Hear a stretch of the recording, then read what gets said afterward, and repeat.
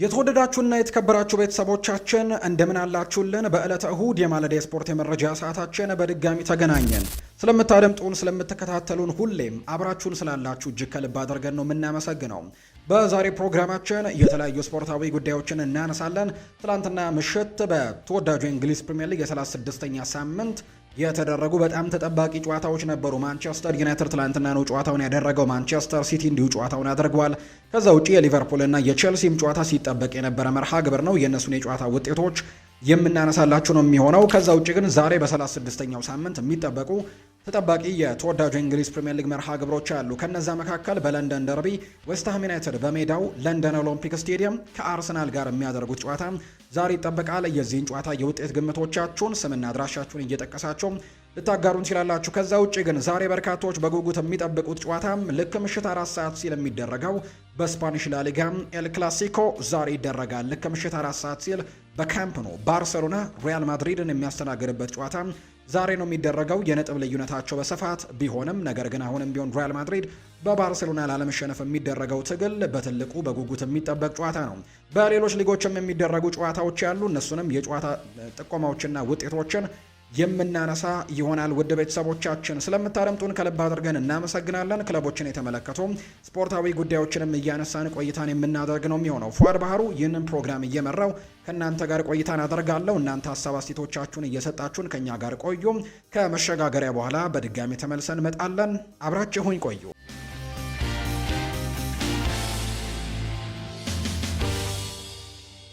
የሀገር ውስጥ መረጃዎችን በማስቀደም ነው የዛሬ ፕሮግራማችንን የምንጀምረው። ትናንትና በኢትዮጵያ ፕሪምየር ሊግ በጣም በርከት ያሉ ጨዋታዎች ናቸው የተደረጉት። ከነዚህ መካከል አንደኛው ቅዱስ ጊዮርጊስን ከመቀሌ ሰባ እንደርታ ጋር ያገናኘው ጨዋታ ነው። በዚህ መሰረትም ትናንትና ቅዱስ ጊዮርጊሶች ድል ቀንቷቸዋል። መቀሌ ሰባ እንደርታንም 1-0 በሆነ ውጤት ነው ማሸነፍ የቻሉት። ብቸኛውን የማሸነፊያ ጎልም ጸጋ ከድር ነው ማስቆጠር የቻለው። ሌላኛው የተደረገው ጨዋታ አዳማ ከተማ ከ10 ጨዋታዎች በኋላ ትናንትና ድል ቀንቶታል። በኢትዮጵያ ፕሪምየር ሊግ ሌላኛው መርሃ ግብር አዳማ ከተማ ትናንት ሽረ ምድረ ገነትን ነው 4-0 በሆነ ሰፊ ውጤት ማሸነፍ የቻለው። የአዳማ ከተማን የማሸነፊያ ግቦችም ሃይደር ሸረፋ፣ ቢኒያም አይተን፣ አቡበከር ሳኒ እና ዳዋ ሆቴሳ ኳስና መረብን ያገናኙ ተጫዋቾች ናቸው። በዚህ መሰረትም ለ10 ጨዋታዎች ድል ያልቀናው አዳማ ከተማ ትናንትና ከ10 ጨዋታዎች በኋላ ወደ ድል የተመለሰበት ውጤትን ነው ማስመዝገብ የቻለው።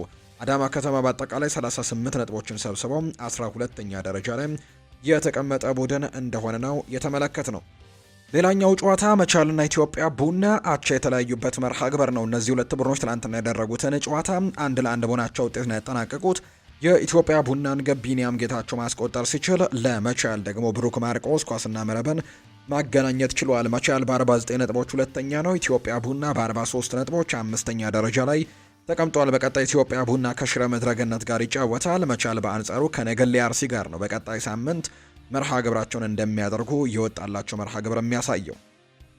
ወደ ውጭ ሀገር ስፖርታዊ መረጃዎቻችን በቀጥታ እናምራ። ትናንትና የተወዳጁ የእንግሊዝ ፕሪምየር ሊግን ጨምሮ በጣም በርከት ያሉ መርሃ ግብሮች በአውሮፓ ታላላቅ ሊጎች ትናንትና ተመልክተናል። ሲጠበቁ የነበሩ ጨዋታዎች ናቸው የተደረጉት። ለምሳሌ ያክል በተወዳጁ የእንግሊዝ ፕሪምየር ሊግ ትናንትና ሲጠበቁ የነበሩ ወደ 5 ያክል ጨዋታዎች ተደርገዋል። ቅድሚያ ጨዋታቸውን ያደረጉት በምሳ ሰዓት ሊቨርፑልና ቸልሲ ያደረጉት መርሃ ግብር ነው። በተለይ ቸልሲ ባለፉት ጥቂት ሳምንታት ተከታታይ ሽንፈቶችን በፕሪምየር ሊጉ 6 ተከታታይ ሽንፈቶችን ያስተናገደ ቡድን እንደሆነ ይታወቃል። የትላንትናው ጨዋታ እጅግ በጣም ይጠበቅ ነበረ። ምንም እንኳን የአውሮፓ ቻምፒየንስ ሊግ ቦታን ለማግኘት እጅግ በጣም እየራቀ እንደሆነ ቢታወቅም ነገር ግን ምናልባት በሌሎች የአውሮፓ ውድድሮች ላይ በዩሮፓ ሊግ አሊያም በኮንፈረንስ ሊግ ለመሳተፍ ግን ትልቅ እድሎች ይኖሩታልና የትላንትናው ጨዋታ በትልቅ ጉጉት ነበር እንዲሁ ለማድረግ ዝግጁ የነበረው።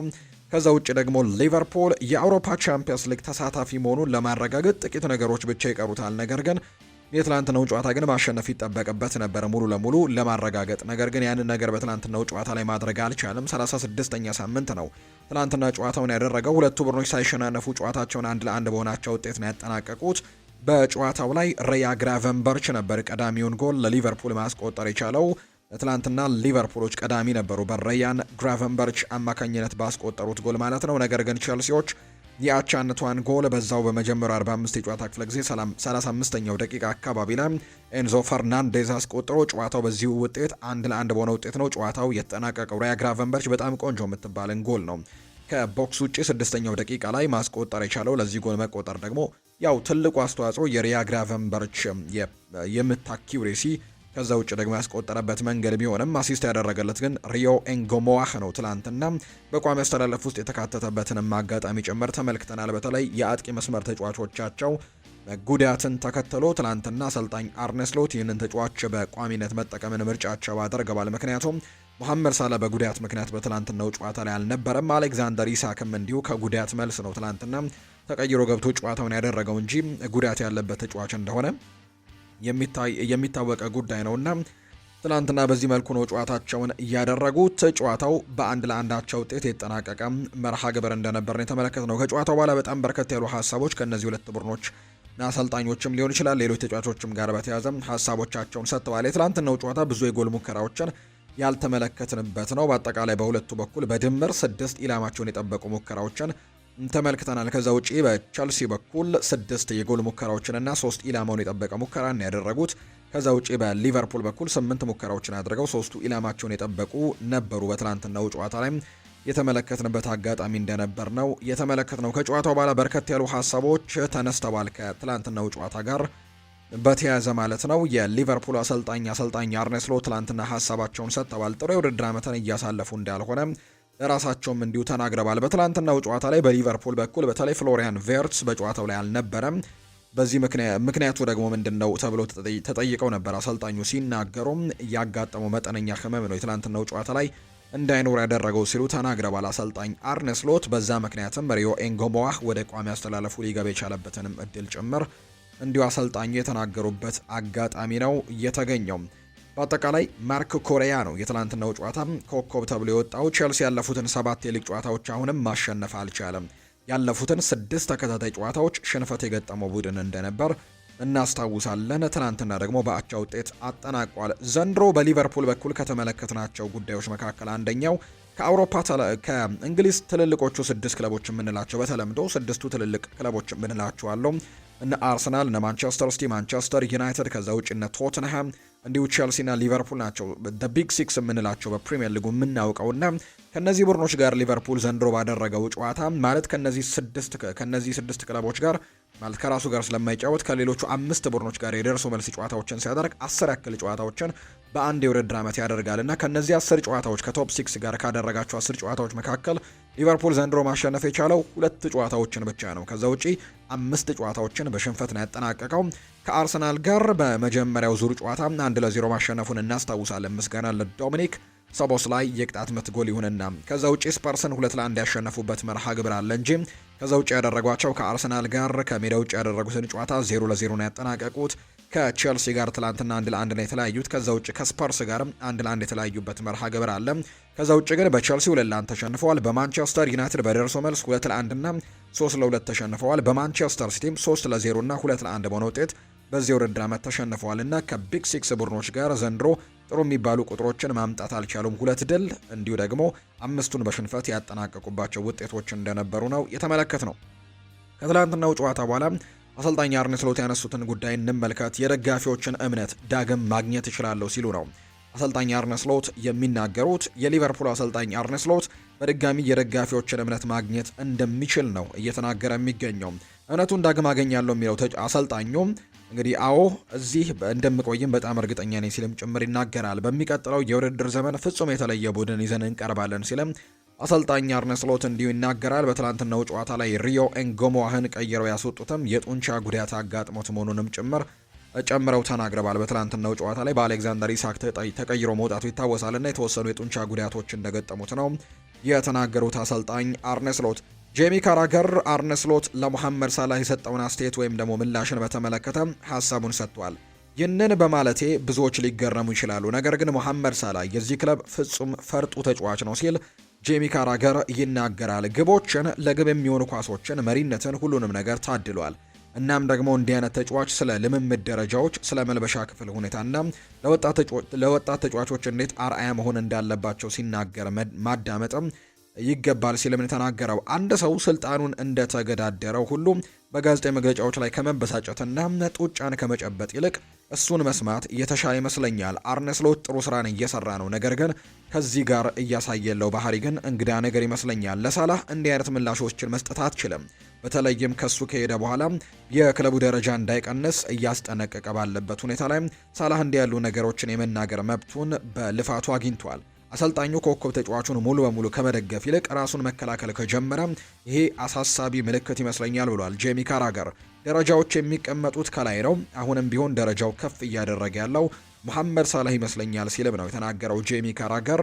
በተለይ ሰሞኑን አሰልጣኝ አርነ ስሎት ከሰጡት ሀሳብ ጋር ከመሐመድ ሳላህ ሀሳብ ጋር በተያያዘ ምላሹን የሰጠው ጄሚ ካራገር። ሌላኛው ከትላንትናው ጨዋታ በኋላ የቼልሲው ተጫዋች የነበረው ሞይስ ካይሴዶ አንዳንድ ጉዳዮችን አጋርቷል። ቼልሲውን ወደሚገባው ቦታ እንመልሰዋለን ያለው ሞይስ ካይሴዶ የሰሜዎቹ አማካይ የሆነ ሞይስ ካይሴዶ ክለቡ ወደ መስመር ይመለሳል የሚል እምነት እንዳለው ነው የተናገረው። ዳግም ወደ አሸናፊነት እንደምንመለስና ቼልሲን የሚገባው ቦታ ላይ እንደምናስቀምጠው ትልቅ እምነት አለኝ ሲል ሞይስ ካይሴዶ ይናገራል። አክሎም አስተሳሰቤን አልቀይርም፣ ምክንያቱም ያንን ለማሳካት ብቸኛው መንገድ በማመን ላይ ብቻ ይሆናል ሲልም ይናገራል። ቡድኑ ወጥ አቋምን አላሳየም፣ ጥሩ እየተጫወተም አይደለም። ለሁሉም ነገር መመሪያ ጊዜም እንዲሁ አድርጌም እወስደዋለሁ። አሁን አመቱን በጥሩ ሁኔታ መጨረስ ይኖርብናል ሲልም ጭምር ነው ሞይስ ካይሴዶ የተናገረው። ቀደም እንዳልኳቸው የትላንትናው ጨዋታ በተለይ የአውሮፓ ተሳትፎዎችን ለማግኘት በተለይ ለቼልሲ እጅግ በጣም ወሳኝ የሚሆን ጨዋታ ነበር። የትላንትናውን ጨዋታ በአሸናፊነት ማጠናቀቅ አልቻሉም። ነገር ግን በጨዋታው ላይ አቻ ውጤትን ማስመዝገብ የቻሉበትን አጋጣሚ ጭምር ነው የተመለከትነው። በአጠቃላይ ሊቨርፑል ትላንትና 1 ነጥብ ማግኘቱን ተከትሎ ነጥቡን 59 አድርሷል። አስተን ቪላ ጨዋታውን ያደርጋል። ምናልባት አስተን ቪላ ጨዋታውን ማሸነፍ የሚችል ከሆነ በደረጃ ሰንጠረዡ ላይ ከአራተኝነት ወደ አምስተኝነት የሚወርዱበት እድሉ አላቸው ሊቨርፑሎች። ምክንያቱም አስተን ቪላ አንድ ቀሪ መርሃ ግብር አለው ከሊቨርፑል አንጻር 58 ነጥብ ነው ያለው። ስለዚህም ጨዋታውን ማሸነፍ የሚችል ከሆነ ነጥቡን 61 ማድረስ ስለሚችል የደረጃ ሰንጠረዡ ላይ ለውጦች ሊፈጠሩ ይችላሉ። ከዛ ውጪ ቦርንመስ 2 ጨዋታዎች ብቻ እየቀሩት አሁንም የአውሮፓ ቻምፒየንስ ሊግ ተሳትፎን ለማግኘት እድሎች ያሉት፣ ምክንያቱም 55 ነጥብ ነው ያለው። ሊቨርፑል በአንጻሩ 59 ነጥብ አለው። አስተን ቪላ ምናልባት ጨዋታውን ድል ማድረግ የማይችል ከሆነ እሱም 58 ነጥብ ስለሚኖረው በ3 እና በ4 ነጥብ ልዩነት ነው በመካከላቸው የሚገኘው። በሁለት ጨዋታዎች ደግሞ 6 ነጥቦችን መሰብሰብ ስለሚቻል አሁንም ቦርንመስ እድሉ አለው። ከዛ ውጪ ግን ምናልባት ቦርንመስ 6ኛ ደረጃን ይዞ አጠናቀው የአውሮፓ ቻምፒየንስ ሊግ ተሳትፎን ማግኘት የሚችልበት እድሉ በጣም ሰፊ እንደሆነ የምናውቀው ጉዳይ ነው። ምክንያቱም አስተን ቪላ በዩሮፓ ሊግ ለፍጻሜ ተፋላሚ መሆኑን አረጋግጧል። በእንግሊዝ ፕሪሚየር ሊግ በደረጃ ሰንጠረዡ ደግሞ የቻምፒየንስ ሊግን ተሳትፎ ማግኘት በሚቻልበት 5ኛ ደረጃ ላይ ነው የተቀመጠው። ስለዚህ ዩሮፓ ሊግን ማሸነፍ የሚችል ከሆነ በዩሮፓ ሊጉ አማካኝነት በቀጥታ ወደ ቻምፒየንስ ሊግ መግባት ይችላል። ስለዚህም በፕሪሚየር ሊጉ 5 ቡድኖች ናቸው ወደ ቻምፒየንስ ሊግ የሚያልፉትና አስተን ቪላ በዩሮፓ ሊጉ ስለሚያልፍ ቦርንመዝ ደግሞ ፕሪሚየር ሊጉን ተክቶም የአስተን ቪላን ቦታ ማለፍ የሚችልበትን እድል ያገኛል ተብሎ ይታሰባልና በዚህ ቦታ ላይ ለሚደረገው ትንቅንቅም በቀጣዮቹ ሳምንታት በጣም አጓጊ ይሆናል ተብሎ ይታሰባል። ምክንያቱም ትናንትና ቦርንመዝም ድል ቀንቶታል፣ ብራይተንም እንዲሁ ትናንትና ድል የቀናው ሳምንት ስለነበር በጣም ተጠባቂ ጨዋታዎች ከዚህ በኋላ ይደረጋሉ ተብሎ ነው የሚታሰበው። ሌሎች ጨዋታዎችም እንዲሁ ትላንትና በተወዳጁ የእንግሊዝ ፕሪሚየር ሊግ የተደረጉትን መርሃ ግብሮች ደግሞ እንመልከት። ሌሎችም በርከት ያሉ ጨዋታዎች ነበሩ። ከምሳ ሰዓቱ የሊቨርፑልና የቼልሲ ጨዋታ አለፍ ብሎ የተደረጉ ጨዋታዎች አሉ። ከነዛ መካከል በተመሳሳይ ሰዓት 11 ሰዓት ላይ የተደረጉ 3 መርሃ ግብሮች ናቸው ያሉት። አንደኛው ማንቸስተር ዩናይትድ ያደረገው መርሃ ግብር ነው። ማንቸስተር ዩናይትድ ትላንትና ሰንደርላንድ ጋር ከሜዳ ውጭ ወደ ስታዲየም ኦፍ ላይት አቅንቶ ነው ጨዋታን ያደረገው። ከዛ በፊት ግን ሁለት የጨዋታ ውጤቶችን በወፍ በረር እንመልከት።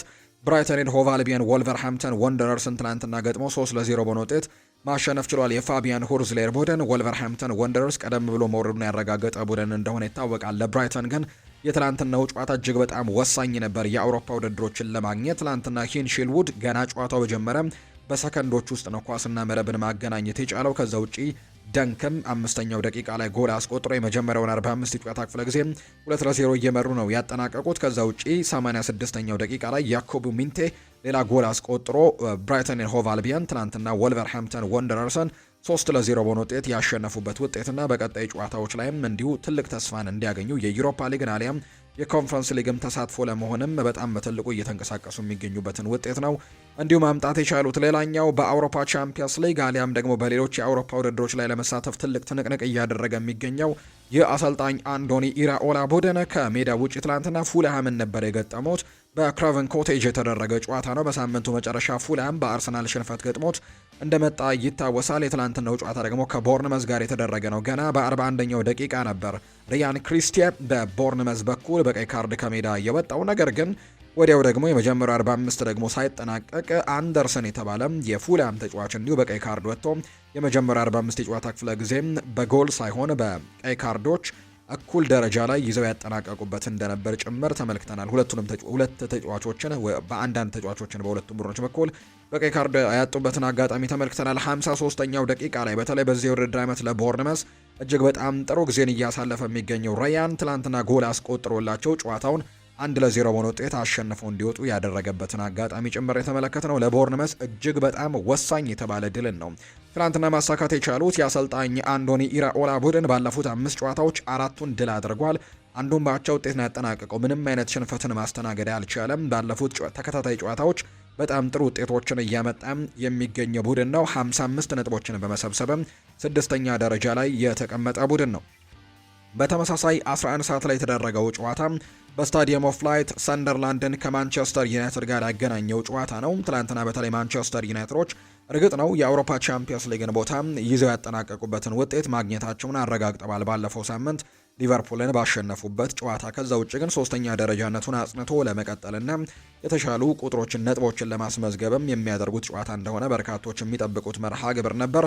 በትላንትናው ጨዋታ ላይ በማንቸስተር ዩናይትድ በኩል በተለይ በአሰልጣኝ ሚኬል አርቴታ በኩል የተወሰኑ ለውጦችን ተመልክተናል። እርግጥ ነው ግዴታ ቀያሪዎች እንዳሉበት የተመለከትንበት አጋጣሚዎች ያሉ። ለምሳሌ ያክል የተከላካይ አማካይ የሆነው ካሴሜሮ ባለፉት ሳምንታት በተለይ ወሳኝ የተባለ እንቅስቃሴን ሲያሳይ የነበረው ተጫዋች በጣም ጥሩ የነበረው ብራዚላዊው ተጫዋች በትላንትናው ጨዋታ ላይ መጠነኛ ጉዳቶችን በማስተናገዱ ምክንያት በትላንትናው ጨዋታ ላይ አልነበረም በጉዳት ምክንያት። ስለዚህም እሱን ተክቶ ሌሎች ተጫዋቾች እንዲካተቱ ተደርገዋል። ከዛ ውጪ ደግሞ ሌላኛው የብሪያን ኤምቤሞም ተጠባባቂ ወንበር ላይ መቀመጥ ትናንትና ከተመለከትናቸው ነገሮች መካከል አንደኛው ነው። ከዛ ውጭ ቤንጃሚን ሼስኮም በጉዳት ምክንያት የትናንትናው ጨዋታ ላይ አልነበረምና እሱን ተክቶ ጆሹዋ ዘርክዚ ነበር በቋሚ አስተላለፉ ውስጥ የተካተተው።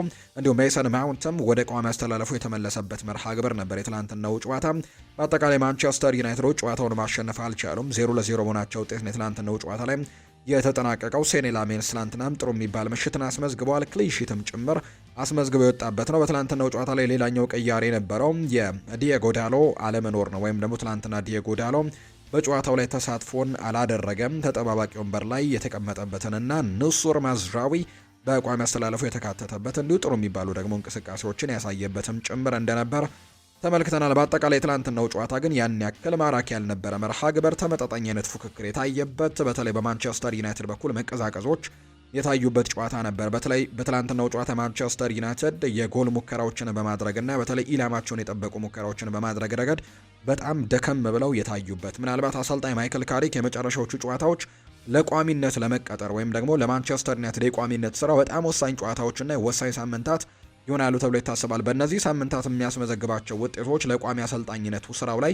ትልቅ አስተዋጽኦችን ሊያደርጉለት ይችላሉ ተብሎ ይታመናል። ምናልባት እነዚህ ሳምንታቶች ላይ መጥፎ የሚባሉ ውጤቶችን የሚያመጣ ከሆነ ማንቸስተር ዩናይትዶች በቋሚ አሰልጣኝነቱ ላይ ጥያቄዎችን ሊያነሱ እንደሚችሉ ይታመናል። የትናንትናው ጨዋታ ጥሩ የሚባል ምሽትን ያሳለፉበት አይደለም። አንድ ኢላማውን የጠበቀ ሙከራን ብቻ ነው ትናንትና በማንቸስተር ዩናይትድ በኩል የተመለከትነው። 11 የጎል ሙከራዎችን አስመልክተውናል። ነገር ግን አንድ ብቻ ኢላማውን የጠበቀ ሙከራን ነው እንዲሁ አስመዝግቦ እንደወጣ ጭምር የተመለከት ነው። ከዛ ውጭ ግን በትናንትናው ጨዋታ ላይ የማይክል ካሪክ ማንቸስተር ዩናይትድ ለመጀመሪያ ጊዜ አሰልጣኝ ማይክል ካሪክ ወደ ማንቸስተር ዩናይትድ ከመጣ በኋላ ግብ ሳያስቆጠር ያጠናቀቀበት መርሃ ግብር ሆኖ ተመዝግቧል። ከዛ ውጪ በዚህ የውድድር ዘመን ለመጀመሪያ ጊዜ ነው በመጀመሪያው አጋማሽ አንድም ኢላማውን የጠበቀ ሙከራ ማንቸስተር ዩናይትድ ሳያደርግ የወጣው። ዘንድሮ ለመጀመሪያ ጊዜ የተመለከትነው ቁጥር ነው። 4 ሙከራዎችን አድርገው ምንም አይነት ኢላማውን የጠበቀ ሙከራን ማድረግ አልቻሉም። በመጀመሪያው 45 የጨዋታ ክፍለ ጊዜ እንዳልኳቸው በሁለተኛው 45ም አንድ ኢላማውን የጠበቀ ብቻ ሙከራ አድርገው የወጡበት አጋጣሚ ጭምር ነበርና ትላንትና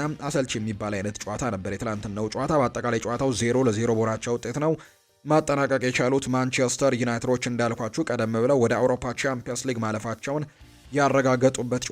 ያረጋገጡበትን ጨዋታ ከሊቨርፑልን ያሸነፉበት መርሃ ግብር እንደነበር የምናስታውሰው ጉዳይ ነው። ውጤቱን ተከትሎ ማንቸስተር ዩናይትድ ለ13ኛ ተከታታይ ዓመትም ከማንቸስተር ሲቲ በታች ሆኖ ያጠናቀቀበት የውድድር ዓመት መሆኑን ትናንትና አረጋግጧል። ምናልባት በማቴማቲካል ካልኩሌሽን የመድረስ እድሎች ነበሩት። ያው እንግዲህ በማቴማቲካል ካልኩሌሽን ካልሆነ በስተቀር የመድረስ እድሉ ጠበብ ያለ እንደሆነ የሚታወቅ ነበር።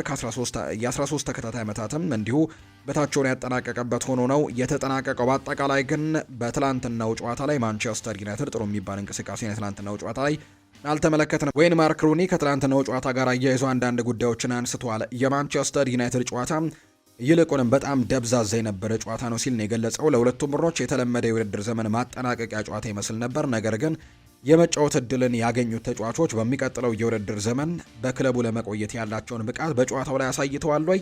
ምናልባት አሳይተዋል ብዬ አላስብም ሲል ነው ወይን ማርክ ሩኒ የተናገረው። ቡድኑ በቻምፒየንስ ሊግ ተፎካካሪ እንዲሆን በክረምቱ ትልልቅ ዝውውሮች ያስፈልገዋል ባይነኝ ሲልም ይናገራል። ወይን ማርክ ሩኒ እና ማይክል ካሪክንም መርዳት ይኖርባቸዋል ሲልም የተናገረው። ትናንትና ምናልባት ጥሩ ከነበሩት ተጫዋቾች መካከል ግብ ጠባቂው ሴሪ ላሜንስ አንደኛው ነው። ከጨዋታ በኋላ ተናግሯል። ትናንትና ክሊንሺትም ማስመዝግቦ መውጣት ችሏል። እዚህ ሜዳ ላይ መጫወት ሁልጊዜም ከባድ እንደሆነ እናውቃለን ብሏል። ኳስ በእኛ ቁጥጥር ስር በሚሆንበት ወቅትም በምርጥ ብቃታችን ላይ መገኘት ነበረብን። ከዚህ ጨዋታ ብዙ መማር ያለብን ነገሮችም እንዳሉ አውቃለሁ። ሆኖም ግን ግብ ላለማስተናገድ በመውጣታችን በጣም ደስተኛ ሆነናል ሲልም ጭምር ነው። በተለይ እኔ በግሌ በጣም ደስተኛ ሆኛለሁ ሲል ነው ሴኒ ላሜንስ የተናገረው። ካሪክ የዘንድሮው የውድድር ዘመን ገና እንዳልተጠናቀቀ በግልጽ አስገንዝቦናል። የቻምፒየንስ ሊግ ተሳትፎን አረጋግጠናል። ነገር ግን የውድድር ዘመኑን 3ኛ ደረጃን ይዘን መጨረስ ግን የምንፈልገው ውጤት ነው ብሏል። ከ3ኛ ደረጃ በታች መውረድ በጭራሽ አንፈልግም። ሌሎች ተከታይ ቡድኖቻችንም ከኛ ማራቅ አለብን ሲል የተናገረው። ቡድናችን እንደኔ እንደሚያስብም ተስፋ አደርጋለሁ ብሏል ሴኒ ላሜንስ ከትላንትናው ጨዋታ በኋላ ሲናገር። ሌላኛው አሰልጣኝ ማይክል ካሪክ ነው ከጨዋታው በኋላ አንዳንድ ጉዳዮችን ያነሳው። እዚህ ሜዳ መጥቶ መጫወት እጅግ በጣም ከባድ ነው ብሏል። እነሱም በሜዳቸው አመቱን ሙሉ ጥሩ ታሪክ ያላቸው ቡድን ናቸው። ያገኘነውን 1 ነጥብ እንቀበላለን። ግብ ሳያስተናግዱ መውጣትም ምንጊዜም በጣም ጥሩ የሚባል እንቅስቃሴ ነው። በዚህ የውድድር ዘመን በርካታ ጎሎችን ያስቆጥረናል። የዚህኛው ግን አንዳንዴ ከሚፈጠሩ አጋጣሚዎች መካከል ነው። ነጥቡ መጥፎ አይደለም። እንዲያውም በጨዋታው ማብቂያ ላይም ልናሸንፍም ተቃርበን የነበረበት አጋጣሚም ጭምር ነበር ሲልም ተናግሯል። በተለይ ምናልባት መጨረሻ ላይ ተቀይሮ የገባው ብሪያን ኤምቤሞ የመጨረሻው ፊሽካ ሊነፋ ሲል የሞከረው ሙከራና ተደረበውን ያወጡበት እሱንም ኳስ ትላንትን የተመለከትነው ምናልባት ጥሩ የሚባለው አጋጣሚ ነው። ከዛ ውጪ ሌላኛው ማቲያስ ኩኛህም ጥሩ የሚባል አጋጣሚን አግኝቶ ወደ ጎል ከመሞከር ይልቅ ለመስጠት የሞከረው ኳስም እንዲሁ በማንቸስተር ዩናይትድ በኩል ከተመለከትናቸው አስቆጪ ከሚባሉ አጋጣሚዎች መካከል አንደኛው ነው። ማይክል ካሪክ በቋሚ አስተላለፍ ውስጥ የተካተቱትን ተጫዋቾች ስላሳዩት ብቃትም ተጠይቆ ነበር። እነሱ እዚህ ያሉት ለፈተና አይደለም፣ እንደ ቡድን ከዚህ የተሻለ መሆን እንችል ነበር። ነገር ግን ተጫዋቾቼ ምን ማድረግ እንደሚችሉ በሚገባ እናውቃለን። ሁሉም ሰው በጥሩ ሁኔታ አስተዋጽኦ አድርጓል። በነበረው አጠቃላይ ግንኙነትም ተግባቦትና እርስ በርስ ለመረዳዳትም በነበረው ፍላጎትም በጣም ረክቻለሁ ሲልም ጭምር ነው የተናገረው። ከነጥብ አንጻር ይሄኛው ውጤት አዎንታዊ ነው። ፍጹም የሆነ ጨዋታን ጠብቀን ነበር ወይ? ፍጹም የሆነ ጨዋታ ይኖራል ብለን አልጠበቅንም። የሆነውም ሆኗል ብሏል። ይሄ በነገሮች ላይ አስፈላጊን ትንተና የምንሰጥበት ጉዳይ አይደለም። በተጨማሪም በዚህ ውጤት ላይ አሉታዊ መሆንም ይከብዳል ሲል ነው ማይክል ካሪክ ጨምሮ እየተናገረ የሚገኘው። እውነት ለመናገር ሴኒ ላሜንስ እጅግ ጠንካራና ጥሩ የሆነ መረጋጋት የሚታይበት ግብ ጠባቂ ነው ብሏል አሰልጣኝ ካሪክ ስለ ሴኒ ላሜንስ ሲናገር። በዚህ የውድድር ዘመን ላስመዘገብናቸው ውጤቶችም ትልቅ ድርሻ ያለው ግብ ጠባቂ ነው ብሎታል። ካሪክ ስለ ግብ ጠባቂው ሲናገር የውድድር ዘመኑንስ በምን መልኩ ነው ማጠናቀቅ የምትፈልጉት የሚል አይነት ጥያቄ ቀርቦለት ነበር። ለማይክል ካሪክ ይናገራል። ቀጣይ ሳምንት በልዩነት የምንዘጋጅበት የውድድር ዘመኑ የመጨረሻው የሜዳ ጨዋታችን አለን። ያንን ጨዋታ በጉጉት እንጠብቀዋለን። የውድድር ዘመኑን በጥንካሬ ማጠናቀቅም እጅግ በጣም አስፈላጊ ነው ሲል ካሪክ ይናገራል። በአንጻሩ የሰንደርላንዱ አሰልጣኝ የሆኑት ሬጂስ ሌብሪስም የተለያዩ ጉዳዮችን አንስተዋል። ማንቸስተር ዩናይትድ በርካታ ጨዋታዎችን መቀየር የሚችሉ ተጫዋቾች እንዳሉት እናውቃለን። እንዲሁ በጥሩ የውጤት ጉዞ ላይም እንደነበሩ እናውቃለን። በጨዋታው ማብቂያ ላይ ብቻ አንድ ኢላማውን የጠበቀ ሙከራ ማድረጋቸውና እኛ ምን ያክል በጥንካሬ እንደተከላከልንም ያሳየንበት ጨዋታ ነው። ከማንቸስተር ዩናይትድ ጋር አቻ በመውጣታችን ቅር የምንሰኝ ከሆነ ይሄ ለኛ ጥሩ ነገር ነው ብዬ አስባለሁ ሲልም ጭምር የተናገረው አሰልጣኝ ሬጂስ ሌብሪስ ነው ይህንን ሀሳብ የሰጠው። ማንቸስተር ዩናይትድ አሰልጣኝ ካሪክ የሌሎች አሰልጣኞች ስም ከማንቸስተር ዩናይትድ ጋር መነሳቱ ምንም የሚቀይረው ነገር እንደሌለና ምንም ደግሞ እንደማያናድደው ጭምር ነው የተናገረው። ሌሎች አሰልጣኞች ስማቸው ከማንቸስተር ዩናይትድ ጋር መያያዙ ያበሳጨው እንደሆነ ጥያቄ ቀርቦለት ነበር። ካሪክ በፍጹም ቢያያይዙትም ባያያዙትም ለኔ ለውጥ የለውም ሲልም የተናገረው። ይሄ ነገር አያበሳጨኝም፣ በዚህ ምክንያት የጨዋታ መንገዴንም በፍጹም አልቀይርም ሲልም የተደመጠው። ስለ ዝውውሩ የተጠየቁት ካሪክም ከመጋረጃ ጀርባ እየተካሄዱ ያሉ ውይይቶች አሉ፣ ብዙ ነገሮችም እየተፈጠሩ ነው ሲልም ጭምር ይናገራል። አሰልጣኝ ማይክል ካሪክ ነው ከትናንትናው ጨዋታ በኋላ የተናገረው። በአጠቃላይ ማንቸስተር ዩናይትድ የትላንትናውን ጨዋታም 0-0 በሆናቸው ውጤት ያጠናቀቀበት መርሃ ግብር ሆኗል። ሶስተኛ ደረጃነቱንም አስቀጥሏል 65 ነጥቦችን በመሰብሰብ 2 ሳምንታት ብቻ ይቀራሉ የዘንድሮ የተወዳጁ የእንግሊዝ ፕሪምየር ሊግ ሊጠናቀቅ 65 ነጥቦችንም በመሰብሰብ ሶስተኛ ደረጃ ላይ መቀመጡን ነው ትናንትና እየተመለከትነው የአሰልጣኝ ማይክል ካሪክ ቡድን ማንቸስተር ዩናይትድ። ሌላኛው ምሽት ላይ የተደረገው ጨዋታና በተወዳጁ የእንግሊዝ ፕሪምየር ሊግ ትናንትና ሲጠበቅ የነበረው ጨዋታ ማንቸስተር ሲቲ በሜዳው ኢቲሃድ ስቴዲየም ከብሬንትፈርድ ጋር ያደረገው ጨዋታ ነው። እንዲጠበቅ ያደረገው በጣም በርከት ያሉ ምክንያቶች ያሉት፣ አንደኛ ማንቸስተር ሲቲ አሁንም የዋንጫ ተስፋው አሁንም እንዳለ ነው። በተለይ አርሰናል ነጥብ የሚጥል ከሆነ ከዚህ በኋላ በሚደረጉ ጨዋታዎች ላይ የተሻለ እድልም እንዳለው በርካቶች ያነሳሉ። ምናልባት አርሰናል ነጥብ የሚጥል ከሆነ አርሰናል ጨዋታዎችን እያሸነፈ የሚቀጥል ከሆነ የራሱን ውጤት በራሱ መወሰን የሚችል ቡድን እንደሆነ ይታወቃል። ከዚህ በኋላ የሚደረጉትን 3 መርሃ ግብሮች በተለይ አርሰናል ከዚህ በኋላ ዛሬ ከዌስትሃም ዩናይትድ ጋር ይጫወታል። ከዛ በኋላ ደግሞ 2 የሚያደርጋቸው ከበርንሌይና ከክሪስታል ፓላስ ጋር የሚደረጉ ጨዋታዎች አሉ። እነዚህን 3 ጨዋታዎች ማሸነፍ የሚችል ከሆነ የማንቸስተር ሲቲንም ውጤት ሳይጠብቅ ወይም የማንቸስተር ሲቲን ጨዋታ ሳይጠብቅ አርሰናል በግሉ ሻምፒዮን የሚሆንበት እድሉ እንዳለ ይታወቃል። ነገር ግን ምናልባት ከነዚህ ጨዋታዎች በአንዱ ነጥብ የሚጥል ከሆነ ግን ማንቸስተር ሲቲ መልሶ እድሉን የሚያገኝበት እድል ይኖራልና በተለይ ጨዋታዎችን እያሸነፈ የሚቀጥል ከሆነ እድሉን የማግኘት እድል ያገኛልና አሁንም በጉጉት ይጠበቃል የተወዳጁ የእንግሊዝ ፕሪምየር ሊግ በአርሰናልና በማንቸስተር ሲቲ መካከል የሚደረገው ፉክክር። ከነዛ መካከል አንደኛው ማንቸስተር ሲቲ ትናንትና ያደረገው ጨዋታ ነው። ብሬንትፈርድ ደግሞ ዘንድሮ በጣም ጥሩ የሚባል የውድድር ዓመትን እያሳለፈ ከመሆኑ ጋር በተያዘ የአውሮፓ ውድድሮችን ለማግኘት አሁንም ትልቅ ተስፋ ያለው ቡድን ከመሆኑ ጋር በተያዘ የትላንትናው ጨዋታ ይጠበቅ ነበር። በተለይ ትላንትናውን ጨዋታ ከማድረጉ በፊት በደረጃ ሰንጠረዡ 7ኛ ደረጃ ላይ የተቀመጠ ቡድን እንደነበር እናውቃለንና የትላንትናውን ጨዋታ ደግሞ ምናልባት ማሸነፍ የሚችሉ ከሆነ የዩሮፓ ሊግ ተስፋቸውም በጣም በትልቁ የሚለመልምበትና የአውሮፓ ተሳትፎችን ለማግኘትም ትልቅ እድል የሚያገኙበት ጨዋታ ከመሆኑ ጋር በተያዘ ለትልልቆቹ ቡድኖችም ፈታኝ ከመሆኑ ጋር በተያዘ የትላንትናው ጨዋታ ይጠበቅ ነበር። ነገር ግን ማንቸስተር ሲቲ በተለይ በሁለተኛው 45 የጨዋታ ክፍለ ጊዜ ጨዋታውን አሸንፎት እንዲወጣ አድርጓል። ጎሎችን በማስቆጠር በሁለተኛው 45 የጨዋታ ክፍለ ጊዜ ጨዋታውን አሸንፎ መውጣት የቻለበትን አጋጣሚ ጭምር ነው የተመለከትነው። በትናንትናው ጨዋታ ላይ አሰልጣኝ ፔፕ ጓርዲዮላ የተወሰኑ ለውጦችን አድርገው ገብተዋል። ከነዚህ መካከል በተከላካይ ስፍራ ላይ ከዚህ በፊት የማርክ ጉሂን እና የአብዲኮድር ኩሳኖቭን ጥምረት ነበር ሲጠቀሙ እንደነበር የምናስታውሰው። ነገር ግን ትናንትና ማርክ ጉሂን እና የግራግር ተከላካይ የሆነውን ናታናኬን ነው ትላንትና በመከላከሉ መንገድ ላይ ትላንትና የተጠቀሙት። ከዛ ውጪ ሌላኛው ለውጥ ያደረጉት ደግሞ የሮድሪ በጉዳት ምክንያት አለመኖርን ተከትሎ ከትላንትና በፊት በነበሩት ጨዋታዎች ላይ በተለይ አቻ በወጡበት ጨዋታ ላይ ደግሞ እንዲሁ 3-3 በተለያዩበት የኤቨርተኑ ጨዋታ ላይ የሮድሪን ቦታ እንዲተካላቸው ኒኮ ጎንዛሌዝን በቋሚ አስተላለፍ ውስጥ አካተውት እንደነበር እናስታውሳለን። በትናንትናው ጨዋታ ላይ ግን ኔዘርላንዳዊውን ቲያኒ ራይንደርስን በዛ ቦታ ላይ መጠቀምን ምርጫቸው አድርገው ተመልክተናል። ከዛ ውጭ ግን በፊት መስመሩ ላይ ለውጦች አልነበሩም። ጀረሚ ዶኩ፣ ራያን ሸርኪ፣ ሴሜኒዮና ሃላንድ በአንድ ላይ የተጣመሩበት ጨዋታ እንደነበር ነው በትላንትናው ጨዋታ ላይ የተመለከትነው። በአጠቃላይ በዚህ መልኩ ነው ትላንትና አሰልጣኝ ፔፕ ጓርዲዮላ በቋሚ አስተላለፉ ጅማሮን ያደረጉት። ጨዋታውንም 3-0 በሆነ ውጤት ነው ማሸነፍ የቻሉት። እንዳልኳችሁ በመጀመሪያው 45 የጨዋታ ክፍለ ጊዜ የተወሰኑ ክፍተቶች እንደነበሩ ተመልክተናል። እርግጥ ነው ዶሚናንት ነበሩ በኳስ ቁጥጥሩ ረገድ። ከዛ ውጪ በርከት ያሉ የጎል ሙከራዎችን የሚያደረጉበትንም አጋጣሚ ጭምር ተመልክተናል። በመጀመሪያው 45 69 በመቶ የኳስ ቁጥጥር ነበራቸው በማንቸስተር ሲቲ በኩል። ከዛ ውጪ 31 በመቶ የኳስ ቁጥጥር የነበረው ብሬንትፈርድ ነው። ከዛ ውጪ የጎል ሙከራዎችን በማድረግም እጅግ በጣም በርከት ያሉ የጎል ሙከራዎችን 15 ያክል የጎል ሙከራዎችን ያደርገዋል። 4ቱ ኢላማቸውን የጠበቁ ነበሩ። በብሬንትፈርድ በኩል ግን ትላንትና በመጀመሪያው 45 ብቻ የጎል ሙከራን የተመለከትነው አንድ አጋጣሚ ላይ ብቻ ነው። ምንም አይነት ኢላማውን የጠበቀ ሙከራ ጭምር አላደረጉም። በመጀመሪያው 45 ጎል ካለማስቆጠራቸው ውጪ ማንቸስተር ሲቲዎች ጥሩ የነበሩበት የመጀመሪያው 45 ነበር። በሁለተኛው 45 ግን 3 ያክል ጎሎችን ማስቆጠር ችለዋል። የኳስ ቁጥጥሩ ተመጣጣኝ የነበረ ቢሆንም በሁለተኛው 45 ነገር ግን ጎል ማስቆጠሩ ላይ አሰልጣኝ ፔፕ ጓርዲዮላ የተወሰኑ ለውጦችን አድርጓል። በተለይ ቲያኒ ራይንደርስን በማስወጣት ፊል ፎደንን ወደ ቋሚ አስተላለፉ አስገብቶታል። ከዛ ውጪ ራያን ሸርኪን በኦማር መርሙሽም የተካበትን አጋጣሚ ጭምር ተመልክተናል። ከዛ ውጪም ጀረሚ ዶኩ ነው የመጀመሪያውን ጎል ማስቆጠር የቻለው። በጣም ቆንጆ የነበረች ጎል ልክ እንደምታስታውሱት ኤቨርተን ላይ ካስቆጠረው ሶስተኛው ጎል ጋር በጣም ተቀራራቢ የሚባል አይነት ጎልን ነው ትናንትና ማስቆጠር የቻለው። ባለፉት 2 ጨዋታዎች ከትናንትናው ከብሬንትፈርድ ጨዋታና እንዲሁ ከዛ በፊት ከነበረው ከኤቨርተን ጨዋታ ጋር በሁለቱ ጨዋታዎች ብቻ ወደ 4 የጎል አስተዋጽኦችን ማድረግ ችሏል።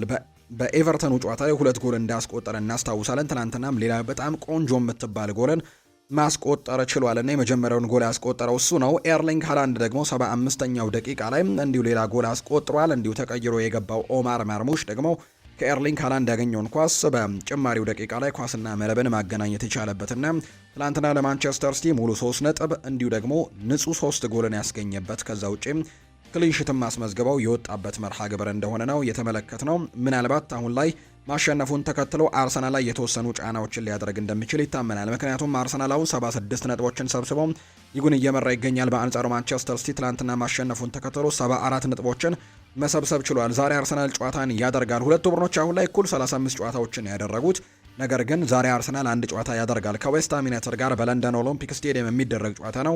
በጣም ተጠባቂ መርሃ ግብር ይሆናል ተብሎ ነው የዛሬው ጨዋታ የሚጠበቀው። ከትላንትናው ጨዋታ ጋር በተያያዘ ኤርሊንግ ሃላንድ ትላንትና 26ኛ የፕሪሚየር ሊግ ጎሉን ነው ማስቆጠር የቻለው። ማንቸስተር ሲቲ ማሸነፉን ተከትሎም ከሊጉ መሪ አርሰናል ጋር ያለው የነጥብ ልዩነትንም ወደ 2 ማጥበብ ችሏል። የማንቸስተር ሲቲው አሰልጣኝ ፔፕ ጓርዲዮላ በፕሪሚየር ሊግ ዋንጫ ፉክክር በመኖራቸው ደስተኛ እንደሆኑ ከትላንትናው ጨዋታ በኋላ እንዲሁ አንስተው ተናግረዋል። የሊጉ ዋንጫ ፉክክርን በጣም ወድጄዋለሁ ያሉት ፔፕ ጓርዲዮላ በድጋሚ እዚህ ስላለንም በጣም ደስተኞች ነን ሲልም ይናገራል።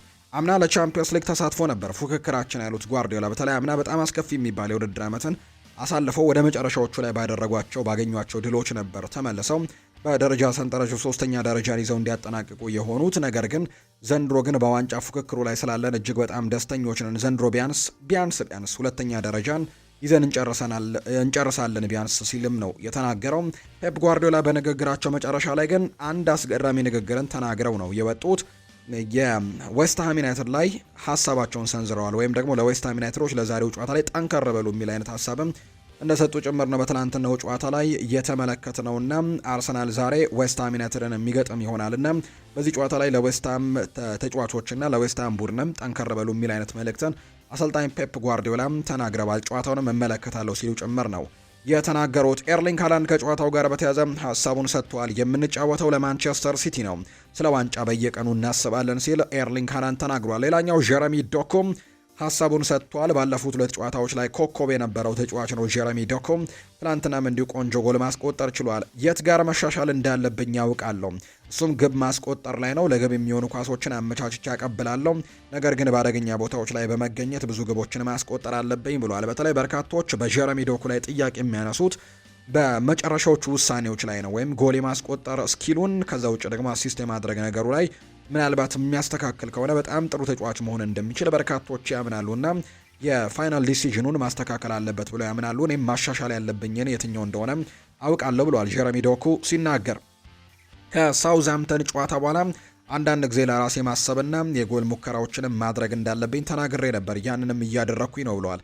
በእርግጥ መምጣት ትችላለህ፣ ነገር ግን ማስቆጠር ይኖርብሃል። ስለዚህም እነዚያን ኳሶች ወደ ግብ በመቀየሬ ደግሞ በጣም አመስጋኝ ነኝ ሲልም ጭምር ተናግሯል። በተለይ በድሉና በቡድኑ ብቃትም በጣም ደስተኛ ሆኛለሁ ሲልም ጭምር ነው የተናገረው ጀረሚ ዶኩ። ሁልጊዜም በደመነፍስ የምጫወት ተጫዋች ነኝ፣ ዛሬ ደግሞ ውጤታማ እንደሆነንም አይተናል። ግብም ማስቆጠር ያለው ምንጊዜም ቢሆን በዚህ መንገድ የምጫወተው። አሁን ግቦች እየመጡ ነው፣ ሰዎችም ዋው ሊሉ ይችላሉ፣ ነገር ግን እኔ የተቀየርኩት ተጫዋች አይደለሁም ሲልም ጭምር ይናገራል። ጀረሚ ዶኩ በብሬንትፈርድ ላይ ያስቆጠረው ግብ 60ኛ ዓመት ልደቱን ላከበረው ለአባቱ ለዳቪድ ይሁንልኝ ሲልም ነው ሀሳቡን የሰጠውም። እንግዲህ በቅርቡ አባት ሆኛለሁ፣ እሱ ግን ህይወቱን ለኔ መስዋዕት አድርጎልኛል። ዛሬ የምገኝበት ደረጃ ላይ እንደምደርስ ሳያውቅም ሁልጊዜም ቢሆን ወደ ክብር ይወስደኝ ነበር። እናም ደግሞ ትልቅ ነገር አድርጎልኛል።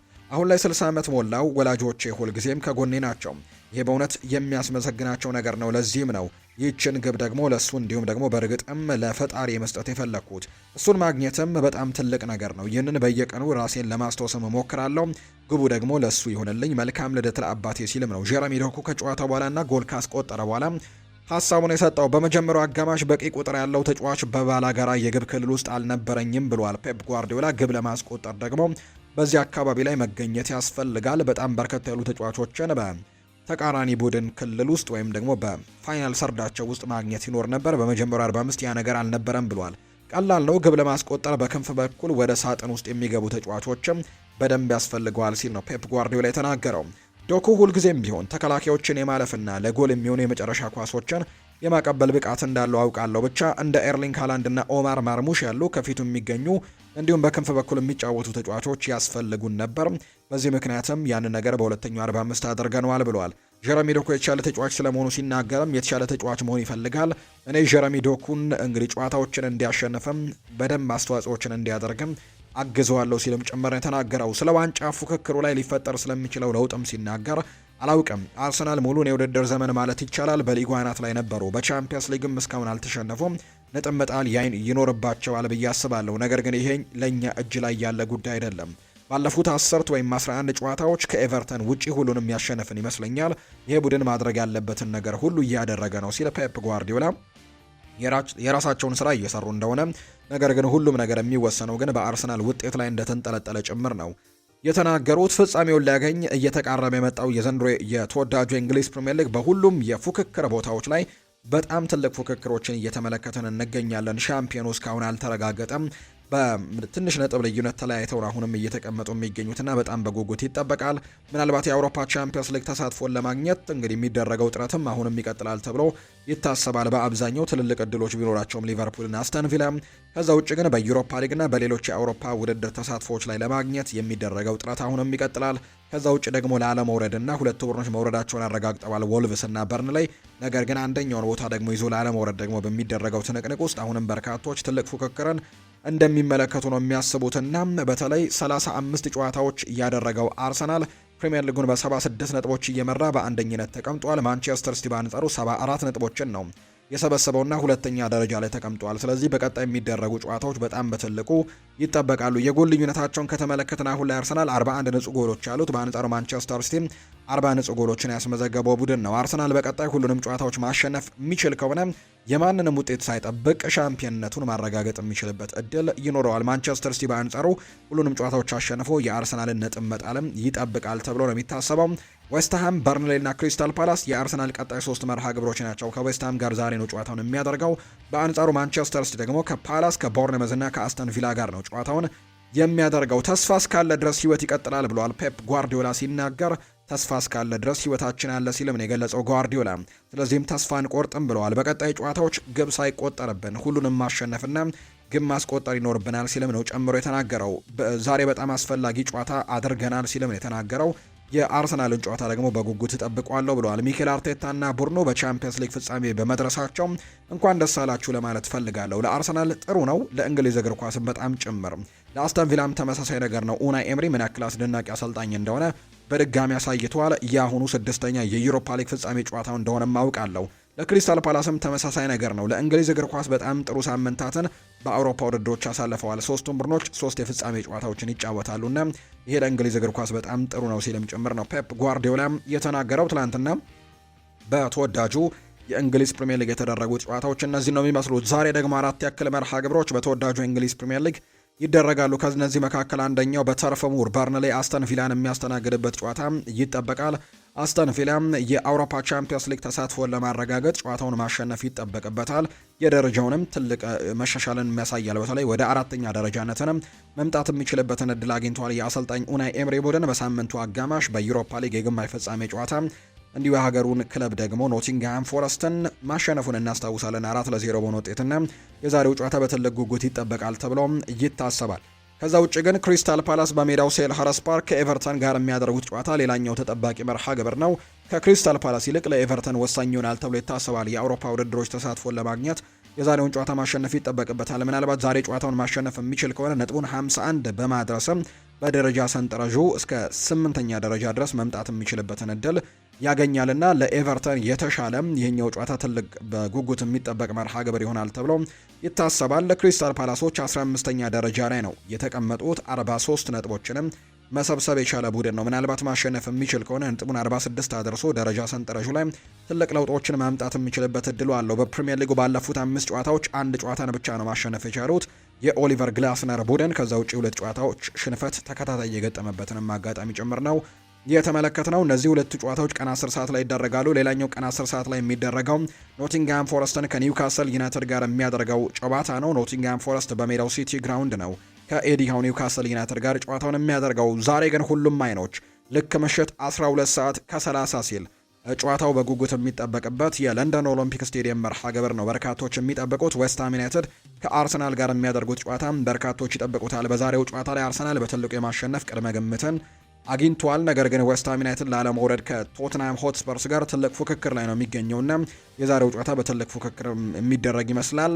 ሚኬል ሜሪኖ እና ጁሪያን ቲምበር በአርሰናል በኩል በጉዳት ምክንያት በዛሬው ጨዋታ ላይ የማይኖሩ ናቸው። በአንጻሩ በዌስትሃም ዩናይትድ በኩል ግብ ጠባቂው ሉካስ ፋቢያንስኪ ብቻ ነው በጉዳት ምክንያት በዛሬው ጨዋታ ላይ የማይኖረው። ከዛ ውጪ 62500 ደጋፊዎችን በሚይዘው ለንደን ስቴዲየም ይሄ ጨዋታ ይደረጋል። ክሪስ ካቫናህ ደግሞ ጨዋታውን በማልዳኝነት ይመሩታል ተብሎ ነው የሚታሰበው። የእነዚህ ሁለት ቡድኖች ያለፉትን 3 የእርስ በርስ ግንኙነትን የተመለከትን እንደሆነ አርሰናል እንዲሁ ከ3 ጨዋታዎች ሁለቱን በማሸነፍ የበላይነት አለው።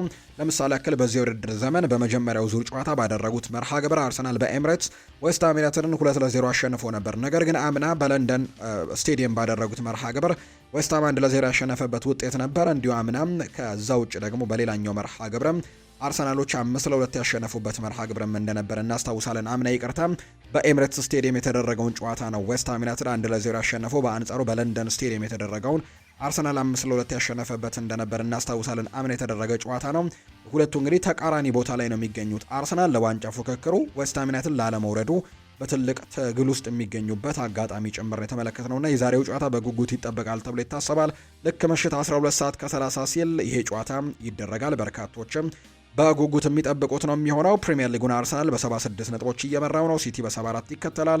ማንቸስተር ዩናይትድ በ65 ነጥቦች ሶስተኛ ደረጃ ላይ ተቀምጧል። ሊቨርፑል 59፣ አስተን ቪላ 58 በመያዝ እስከ አምስተኛ ተቀምጠዋል። ዌስትሃም ዩናይትድ 36 ነጥቦችን ሰብስቦ 18ኛ ነው። ከቶተንሃም ጋር ነው ፉክክሩ። ቶተንሃም 37 ነጥቦችን ይዞ 17ኛ ደረጃ ላይ የተቀመጠ ቡድን ነው። በርንሌና ወልቭስ ደግሞ መውረዳቸውን ያረጋገጡ ሁለት ቡድኖች ናቸው። ከፍተኛ ግብ አስቆጣሪነቱን ኤርሊንግ ብራውት ሃላንድ እየመራው ይገኛል። 26 ግቦችን በማስቆጠር ኢጎር ቲያጎ 22 ጎሎችን አስቆጥሮ ሁለተኛ ደረጃ ላይ ተቀምጧል። አንቷን ሴሜኖ እና ዣ ፔድሮ 15 ግቦችን ሲያስቆጥሩ ቪክተር ዮኬሬሽ 14 ግቦችን ያስቆጠረም ተጫዋች ነው። በአጠቃላይ በዚህ መልኩ ነው እየቀጠለ የሚገኘው። የአሲስቱን ደረጃ ትላንትና ብሩኖ አሲስት ማድረግ አልቻለም። 19 አሲስቶች ላይ ነው አሁንም የሚገኘው። ቀሪ ሁለት መርሃ ግብሮች ያሉ ሪከርዱን ለመጋራትና ለመስበር። ከዛ ውጪ ሮያን ሸርኪ 11 ግቦች 11 አሲስቶችን አድርጎ ሁለተኛ ደረጃ ላይ ሲቀመጥ፣ ጃሮድ ቦን 10 አሲስት አለው። ከዛ ውጪ ግን እንዲሁም ኤርሊንግ ሃላንድ 8 አሲስቶችን ያደረገ ተጫዋች ነው። በተወዳጁ የእንግሊዝ ፕሪሚየር ሊግ ትላንትና የተደረጉ ጨዋታዎች፣ ዛሬ የሚደረጉ ጨዋታዎችና በአጠቃላይ ያሉት ቁጥራዊ መረጃዎች እነዚህ ነው የሚመስሉት። ሌሎች ሊጎችን በወፍ በረር እንቃኝላችሁ ውድ ቤተሰቦቻችን። በጣሊያን ሴሪኤ ትላንትና ዩቬንቱስ ወሳኝ ድልን አሳክቶ ነው የወጣውም። በጣሊያን ሴሪኤ ዩቬንቱስ ትላንት ከሊቼ ጋር ያደረገውን መርሃ ግብር 1-0 በሆነ ውጤት ማሸነፍ ችሏል። የዩቬንቱስን ብቸኛ ማሸነፊያ ግብም ዶሻን ቭላሆቪች ነው ከመረብ ጋር ማሳረፍ የቻለው። የቻምፒየንስ ሊግ ተሳትፎን ቦታ ለማግኘት ጥረት እያደረገ የሚገኘው ዩቬንቱስ ደረጃቸውንም ማሻሻል ችለዋል። 3ኛ ደረጃ ላይ ተቀምጠዋል። ዩቬንቱስ ማሸነፉን ተከትሎ 68 ነጥብ ላይ ደርሷል። በቀጣይ እሁድ ደግሞ ከፊዮረንቲና ጋር ጨዋታውን እንደሚያደርግ ነው የተገለጸው። ከዛ ውጪ ኢንተር ሚላን ትናንትና ከሜዳ ውጪ ላትሲዮን 3-0 ያሸነፈበት ውጤትም ትላንትና የተመዘገበው መርሃ ግብር ነው። ኢንተር ሚላን ትላንትና ድል ሲያደርግ ቀደም ብሎ ሻምፒዮንነቱን ማረጋገጡ ይታወሳል። ትናንትና ግን በላውታሮ ማርቲኔስ እንዲሁ በሱቺች እና እንዲሁ ደግሞ በሄንሪክ ሚኪታሪያን አማካኝነት ነው 3 ግቦችን አስቆጥሮ የዘንድሮ የጣሊያን ሴሪ ሻምፒዮን ነው ኢንተር ሚላን ከሜዳ ውጪ ላትሲዮን ያሸነፈበት መርሃ ግብር ሆኖ የትላንትናው ጨዋታ የተጠናቀቀው ጨዋታውን 3-0 በሆነ ውጤት ነው ማሸነፍ እንደቻለ ጭምር የተመለከት ነው። የጣሊያን ሴሪ ጨዋታዎች ዛሬም ቀጥለው የሚደረጉ ነው የሚሆኑት። ዛሬ በጣሊያን ሴሪ ቬሮና እና ኮሞ ጨዋታቸውን ያደርጋሉ። ጨዋታ ቀን 7 ሰዓት ከ30 ላይ የሚደረግ ነው። ከዛ ውጪ 10 ሰዓት ሲል ክሮሚኔንሴ ከፒየትሳ፣ ፊዮረንቲና ከጄኖዋ ጋር ይጫወታሉ። ከዛ ውጪ ፓርማና ሮማ ሲጫወቱ ምሽት 3 ሰዓት ከ45 ሲል ኤሲ ሚላን በሜዳው ሳንሲሮ ጁሴፔ ማይትሳ ከአታላንታ ጋር የሚያደርጉት ጨዋታም ዛሬ የሚጠበቁ ጨዋታዎች መካከል የሚጠቀሰው ነው። ሌላኛው የሚጠበቀው ውድድር ደግሞ በሌሎች ሊጎችም ትላንትና የተደረጉ ጨዋታዎች ነበሩ። ለምሳሌ ያክል በጀርመን ቡንደስሊጋ ትላንትና ጨዋታዎች ቀጥለው ተደርገዋል። ኦግስበርግ ቦሩሲያ ሞንች ግላድባህን 3-1 በሆነ ውጤት ማሸነፍ ችሏል።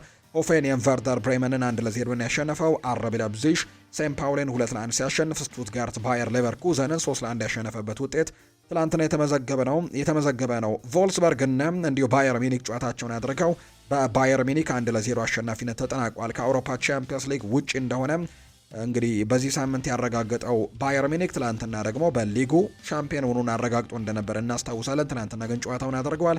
ሃሪኬን 36ኛው ደቂቃ ላይ ፍጹም ቅጣት ምት ማግኘት ቢችልም ሳይጠቀምበት ቀርቷል። ጨዋታውን ማሸነፍ የቻሉት በማይክል ኦሊሴ 56ኛው ደቂቃ ላይ ባስቆጠረው ጎል እንደሆነ ነው የተመለከትነው። ጨዋታውን ባየር ሚኒክ ቮልስበርግን 1-0 በሆነ ውጤት ማሸነፍ የቻለበት ውጤት ነው ትላንትና የተመዘገበው። በጀርመን ቡንደስሊጋ ዛሬ 3 ጨዋታዎች ይደረጋሉ። ሃምበርግ ከፍራይበርግ ጋር ይጫወታል። ኮሎኝና ሄዲኒሃም፣ ማይንዝ እና ኡኒየን በርሊን ዛሬ የሚያደርጓቸው ጨዋታዎች የሚጠበቁ ናቸው።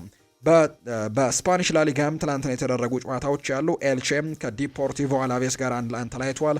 ሲቪያ በሜዳው ራሞን ሳንቼስ ፒዥዋን ኤስፓኞልን 2-1 አሸንፏል። አትሌቲኮ ማድሪድ በሜዳው ኤር ዋንዳ ሜትሮፖሊታኖ አሬና በሴልታ ቪጎ 1-0 የተሸነፈበት ውጤት ትላንትና የተደረገ ነው። ከዛ ውጪ ሪያል ሶሴዳድ እና ሪያል ቤቲስ ደግሞ 2-2 በሆነ ውጤት ነው ጨዋታቸውን ያጠናቀቁት። ዛሬም በስፓኒሽ ላሊጋ በጣም ተጠባቂው የኤል ክላሲኮን ጨምሮ ባርሴሎና እና ሪያል ማድሪድ የሚያደርጉትን የካምፕኑ ጨዋታን ጨምሮ ከዛ ውጪ ማዮርካ ከቪያሪያል፣ አትሌቲክ ቢልባኦ ከቫሌንሲያ፣ ሪያል ኦቪዬዶ ከሄታፌ ጋር ጨዋታቸውን ያደርጋሉ። ሁሉም ግን የሚጠብቁት ዛሬ ምሽት 4 ሰዓት ሲል የሚደረገው ሻምፒየን ለመሆን የተቃረበው ባርሴሎና እና በቡድን ውስጥ በጣም ውጥንቅጦች እየበዙ ከሚገኙት ሪያል ማድሪድ ጋር የሚያደርጉት ጨዋታ ዛሬ ይጠበቃል። ምሽት 4 ሰዓት ሲል የሚደረግ መርሃ ግብር ነው። በሪያል ማድሪድ በኩል አሁንም በቡድን ውስጥ ትልቅ ችግሮች እንዳሉ በርካቶች እያነሱ ነው። ነገር ግን የዛሬው ጨዋታ ላይ ግን ትልቅ ፉክክር ያደርጋሉ ተብሎ ይታሰባል። ምሽት 4 ሰዓት ሲል የሚደረግ መርሃ ግብር እንደሆነ ነው የወጣላቸው መርሃ ግብር የሚያሳየው። የፍሬንች ሊግ 1 ጨዋታዎች ዛሬ ይደረጋሉ።